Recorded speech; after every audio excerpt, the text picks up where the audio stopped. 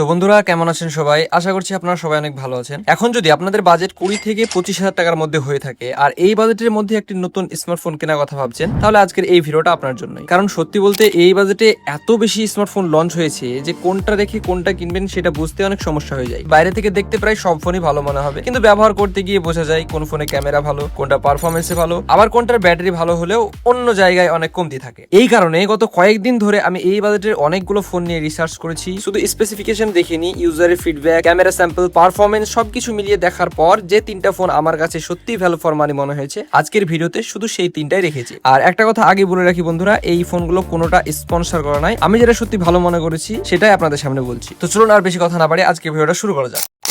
তো বন্ধুরা, আমাদের লিস্টে 3 নম্বর যে ফোনটি রয়েছে সেটি হলো Vivo T5X 5G। যদি আপনি এমন একজন ইউজার হন যিনি দিনের বেশিরভাগ সময় গেম খেলেন, ভিডিও দেখেন, সোশ্যাল মিডিয়া ব্যবহার করেন আর চান চার্জারটা যতটা সম্ভব কম ব্যবহার করতে, তাহলে এই ফোনটা আপনার জন্য দারুণ একটি অপশন। প্রথমে যদি পারফরমেন্সের কথা বলি, এখানে রয়েছে MediaTek Dimensity 7400 টার্বো প্রসেসর। সত্যি বলতে এই প্রসেসরটা এই বাজেটে খুবই শক্তিশালী। PUBG, BGMI, free fire, call of ডিউটির মতো জনপ্রিয় গেমগুলো খুব ভালোভাবে চালাতে পারবেন, মাল্টিটাস্কিংও একদম স্মুথ লাগবে। সাথে পাচ্ছেন 120 হার্জের ফুল এইচডি ডিসপ্লে প্যানেল, তাই ভিডিও দেখার, সোশ্যাল মিডিয়া স্ক্রল করার সময় একদম ফ্লুইড অনুভূতি পাবেন। তবে আমার কাছে এই ফোনের সবচেয়ে বড় হাইলাইট মনে হয়েছে 7200 mAh ব্যাটারি। তাই এত বড় ব্যাটারি থাকায় একবার চার্জ দিলে অনেক ইউজারের ক্ষেত্রে 1.5 থেকে 2 দিন নিশ্চিন্তে ব্যবহার করা সম্ভব। সঙ্গে ফাস্ট চার্জিংও রয়েছে। আরেকটা ভালো বিষয় হলো ফোনটিতে রয়েছে IP68 এবং IP69 রেটিং, মানে পানি বা ধুলোবালির দিক থেকেও বাড়তি নিরাপত্তা পাবেন। ক্যামেরা রয়েছে 50 মেগাপিক্সেল সোনি সেন্সর আর 4K ভিডিও রেকর্ডিং করতে পারবেন। দিনের আলোতে ছবি যথেষ্ট শার্প আর ভিডিও কোয়ালিটিও বেশ ভালো। সব মিলে যদি আপনার প্রায়োরিটি হয় বিশাল ব্যাটারি, ভালো পারফরমেন্স আর লং টার্ম ইউজ, তাহলে Vivo T5X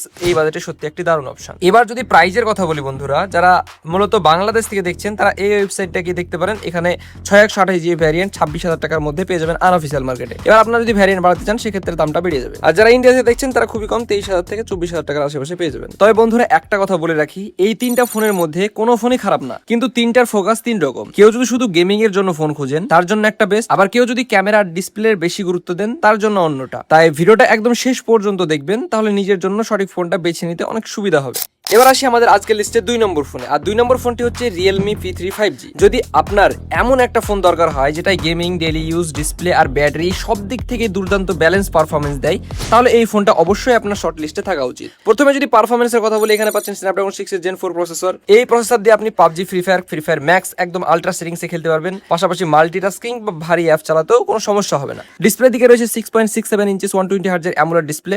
কালার, ব্রাইটনেস আর স্মুথনেস সব মিলিয়ে ভিডিও দেখা, গেম খেলা কিংবা সোশ্যাল মিডিয়া ব্যবহার করার সময় দারুণ এক্সপিরিয়েন্স পাবেন। ব্যাটারি দিকে রয়েছে 6000 mAh এর ব্যাটারি, সঙ্গে 45 ওয়াটের ফাস্ট চার্জিং রয়েছে। তাই একদিনে বেশি আরামসে ব্যবহার করতে পারবেন আর চার্জও দ্রুত হয়ে যাবে। ক্যামেরার কথা বললে এখানে রয়েছে 50 মেগাপিক্সেলের AI ক্যামেরা। দিনের আলোতে ছবিগুলো খুবই ভালো, সোশ্যাল মিডিয়ার জন্য একদম যথেষ্ট শার্প এবং ডিটেল আউটপুট পাবেন। কিছুটা দিলাও আপনারা দেখলে বুঝতে পারবেন ছবির ক্লিয়ারিটি কতটা। সব মিলিয়ে যদি আপনি এমন একটা ফোন চান যেখানে পারফরমেন্স, অ্যামোলেড ডিসপ্লে, ব্যাটারি আর ডেইলি ইউজ সবকিছু সুন্দর ব্যালেন্স থাকে, তাহলে Realme P3 5G এই বাজেটে অন্যতম সেরা ভ্যালু ফর মানি ফোন। এবার যদি বন্ধুরা প্রাইজের কথা বলি, তাহলে এই ফোনটা যারা বাংলাদেশ থেকে দেখছেন তারা Realme P3 এই ওয়েবসাইটটা গিয়ে দেখতে পারেন। এখানে আপনারা 24,000 টাকার মধ্যে পেয়ে যাবেন। আপাতত এই ফোনটার দাম এখন একটু কম আছে, চাইলে আপনারা এই ওয়েবসাইটে গিয়ে এখানে কথাবার্তা বলে নিয়ে নিতে পারেন। যারা ইন্ডিয়া থেকে দেখছেন তারা বেস্ট ভেরিয়েন্ট 16 থেকে 17,000 টাকার আশেপাশে পেয়ে যাবেন। তো বন্ধুরা, আপনাদের সুবিধার্থে এই সব ফোনে বাইং লিংক আমি ভিডিও ডেসক্রিপশন বক্সে দিয়ে রেখেছি। আপনারা যদি চান সেখান থেকে নিতে পারেন, ওখানে আমাদের অ্যাফিলিয়েট লিংক দেওয়া রয়েছে। এর জন্য আপনাদের এক্সট্রা কোনো টাকা পে করতে হবে না, আপনারা যে দামে কিনতেন তার থেকে কিছুটা ডিসকাউন্টে পেয়ে যাবেন। তো চাইলে সেখান থেকে গিয়ে দেখে আপনাদের যেটা ইচ্ছে সেটা নিতে পারেন।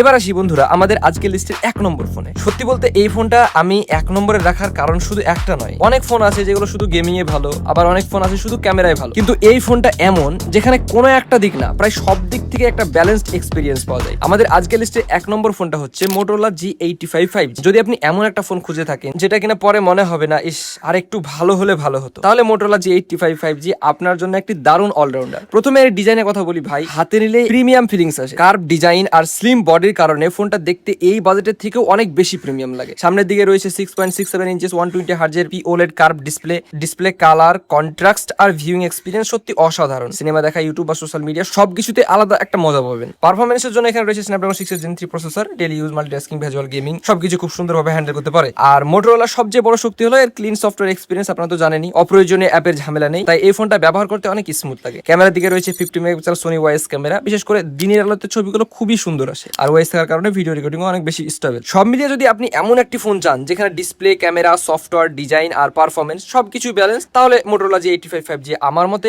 এখনো এই বাজেটে সেরা অলরাউন্ডার ফোন। এবার যদি প্রাইসটা ছোট করে দেখিয়ে দিই, এই সেম ওয়েবসাইটে আপনারা দেখতে পারেন 24,500 টাকার মধ্যে আর 128GB ভ্যারিয়েন্ট পেয়ে যাবেন। আর 12,256 যদি নিতে চান তাহলে 30,500 টাকার মধ্যে পেয়ে যাবেন। চাইলে সেখান থেকে গিয়ে আপনারা কথা বলে নিতে পারেন। আর যারা ইন্ডিয়া থেকে দেখছেন তারা খুবই কম 17 থেকে 18,000 টাকার মধ্যে বেস্ট ভ্যারিয়েন্ট পেয়ে যাবেন। তো বন্ধুরা, এই ছিল 20 থেকে 25,000 টাকা বাজেটের মধ্যে আমার মতে সেরা 3টি 5G স্মার্টফোন। এখন কমেন্ট করে অবশ্যই জানাবেন এই 3টার মধ্যে আপনার কাছে কোন ফোনটা সবচেয়ে ভালো লেগেছে। আর যদি আপনার অন্য কোনো ফোন ভালো মনে হয় সেটাও কমেন্টে লিখে জানাতে পারেন, আমি অবশ্যই পড়বো। আর বন্ধুরা, আপনারা কোথা থেকে ভিডিওটা দেখছেন অবশ্যই কমেন্ট করে জানাবেন। ইন্ডিয়া হলে ইন্ডিয়া আর বাংলাদেশ হলে বাংলাদেশ। আর ভিডিওটা যদি আপনার একটু হলেও সাহায্য করে থাকে তাহলে অবশ্যই একটি লাইক করবেন এবং চ্যানেলটি সাবস্ক্রাইব করে আমাদের সঙ্গেই থাকবেন, কারণ প্রতিদিনই আমরা এমন ধরনের টেক ভিডিও নিয়ে আসি। তো দেখা হবে পরবর্তী ভিডিওতে, ততক্ষণ পর্যন্ত সবাই ভালো থাকবেন, সুস্থ থাকবেন, আল্লাহ হাফেজ।